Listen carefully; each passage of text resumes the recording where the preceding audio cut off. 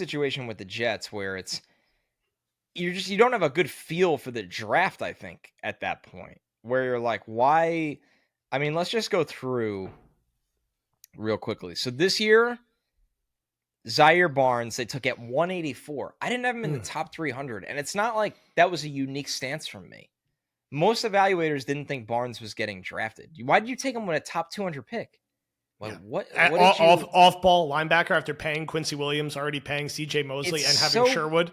Weird. It's just weird. Even Bernard Converse, they took at 204. There's still like 65 picks left in the draft. And what was the plan? What was the plan for him? They had Chuck Clark, Tony Adams, Ashton Davis, Jordan Whitehead, Sauce Reed, Michael Carter, Eccles, Bryce Hall. What was Hardy? You have to keep on the roster. Like, what was the plan for these guys? Like, it almost seems like they're just like, well, whatever. Just like take whoever. We don't care. Well, that's what you could say about Kuntz, who people did like. He's a great athlete and a project. But you've accumulated, when you count Yeboah, who's fine when he plays, you've accumulated all these tight ends. Why don't you take a project wide receiver? Yeah. Why are you so allergic to that? So then 2022, they didn't have any day 3 picks besides the 2 4th-rounders. They took Max Mitchell and Michael Clemens. I wasn't high on Clemens. The Mitchell pick was fine at the time. They didn't have really a lot of capital there. Like you said, the year before that, Michael Carter was a great pick. They took him in the 5th round. Sherwood, Pinnock, Nasruddin, Eccles, Jonathan Marshall. And then 2020, his first one was just a freaking disaster. I mean, I couldn't believe Michael P. Ryan went in the 4th round with them. James Morgan, Cameron Clark unfortunately got hurt.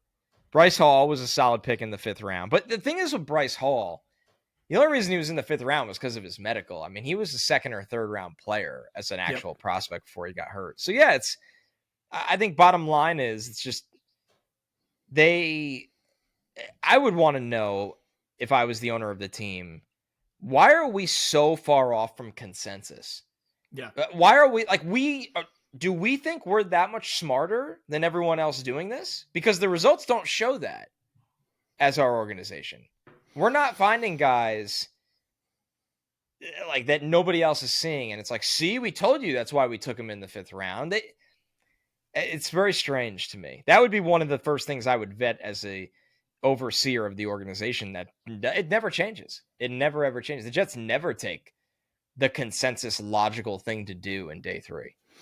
Yeah. Like, are they even considering guys like Kieran Williams and Puka and Tank Dell and Rasheem Rice, like all these other guys you're seeing? There's like so many make these plays on day 2 and day 3 for playoff teams. Like, are they even like considering guys like this? And even some of the project offensive linemen we've seen make an impact and start on good teams. It just, I don't know. Sometimes they get into like very weird dart throw territory on day 3. And like, you can't waste those picks. And unfortunately it's carried over between multiple GMs.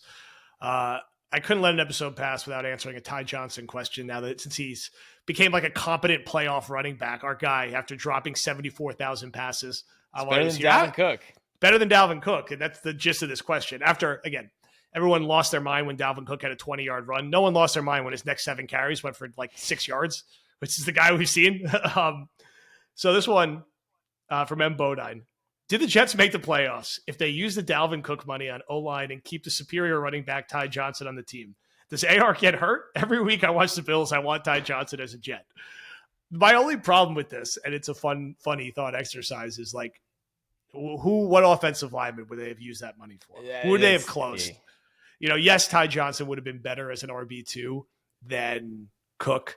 I feel like Rodgers got hurt mostly because of just horrible luck, the turf, and Dwayne Brown, maybe less so than was Cook pass pro on that play? Was that what